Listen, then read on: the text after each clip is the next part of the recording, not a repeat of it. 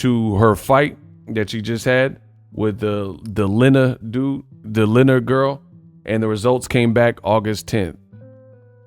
Just so you guys see my work, this is the official boxing reporter, Dan Raphael.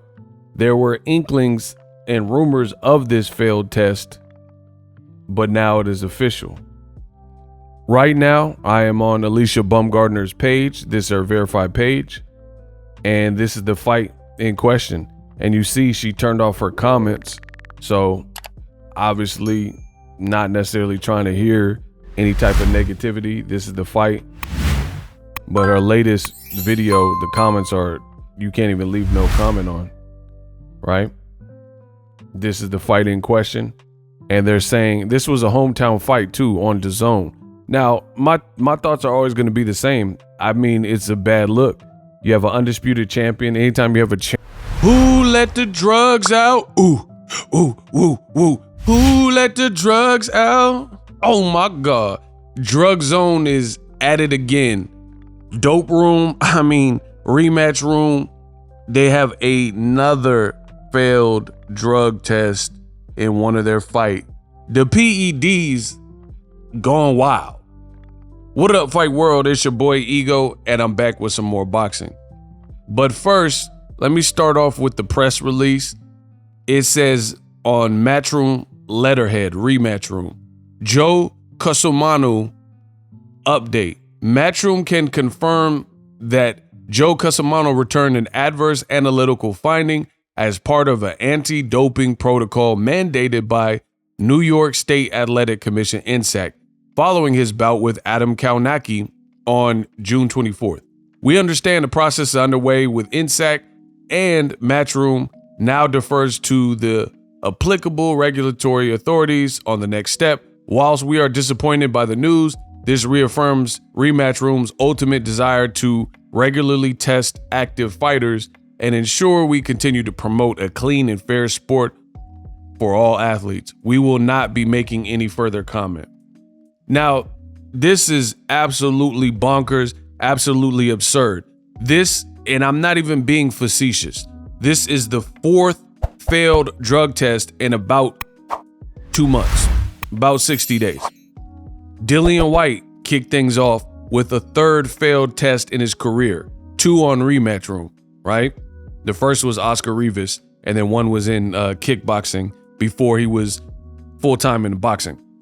But we know Dillian Whyte supposed to fight Anthony Joshua. That fight was scrapped because he had an adverse analytical finding, basically a failed PED test, and we haven't heard from Dillian Whyte since.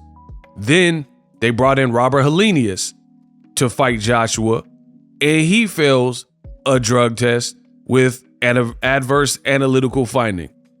Alicia Baumgartner, Matchroom, DAZN, and then now you have this guy that beat Adam Kenichi and arguably retired him because he was hurting him and whatnot. And Adam Kenichi didn't look good versus Helenius in those 2 fights. And Cusumano failed a drug test. That's literally 4 drug tests this year in the summer, in 2 months. 2 months. This is crazy. I wouldn't be surprised if DAZN shuts its doors or there's some kind of deeper, bigger investigation. But these cycles for fighters is not fair for the guys that are guys and girls, because one was Alicia Baumgartner. It's not fair for the opponents to be facing somebody with an unfair advantage. And it's like they got to have, Rematchroom has so many failed tests that they got to just have this on like speed dial and just have these forms pre-printed like templates. And then you just switch the person's name because they're having so many of them. It would be smart to just keep a press release template and just fill in the person's name, Dillian Whyte, Cusumano, Baumgartner, right? Helenia, and just put the person's name in the effective dates, because this seems to be an ongoing regular thing. This is absolutely absurd. Eddie Hearn is scrutinizing Chris Eubank and Liam Smith because said they didn't have drug testing. But guess what? Whatever you talking about, your fighters on your cards in your main events and co-mains and stuff are failing tests. So you can't deflect and redirect the energy elsewhere. Don't talk about Spence Crawford or, Chris Eubank and Liam Smith. Your fighters on your cards are failing. This is not about anybody else until otherwise. Like if they fail a test, then okay, we'll talk about their failed test. But this looks extremely bad for DAZN. It looks extremely bad for Rematchroom, and it looks extremely bad for just anybody involved, the fighters who are failing the test. And it shows you an ongoing problem because in my experience in boxing, nobody just outright says, it was me, I did it. And nobody takes credit for it. So every time there's one of these failed tests, nobody takes credit. It's very rare that the person admits that they're juicing, even when they're caught. So we just supposed to take several individual fighters, individual fights, different genders and different circumstances, different dates. We're supposed to take everybody's word for it that everybody's clean, but it was the eggs. It was this. And that's not even including Conor Benn, which I wanted to emphasize how many Rematchroom has had in this summer. You know what I mean? Let alone you add Conor Benn and his fight with Chris Eubank, which they're now trying to make again. So you have Eddie Hearn, who's chastising Chris Eubank and Liam Smith for not being tested. He's saying, oh, they didn't have testing in the rematch, right? But then he's publicly said he's trying to make the Conor Benn Eubank fight because he lost Canelo, and his boxing in America is dried up.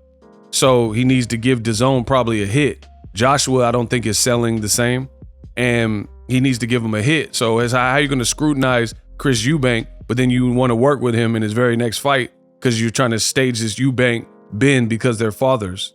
It's crazy. Let me know what you guys think of these rampant drug test fails, and it really is a drug fest. It's absolutely crazy, and something must be done about this. I don't know what the next step is, but this is a lot of failed tests, and not everyone's going to be able to explain their way out of it. That's not how it works. But let me know what you guys think of Drugzn and the repeated failed tests. And this is not even including the misfit. I think they had a guy on the influencer boxing who failed a test, and some of them probably aren't even testing. So imagine if you start adding the influencers and there's stringent testing on them. Who knows what some of these influencers who don't box for real, haven't boxed their whole life, they don't want to get knocked out. They might be doing something. That's why they're getting all brolic and ripped in a short period of time. Crazy, crazy stuff. I'll keep you updated. Subscribe to the channel.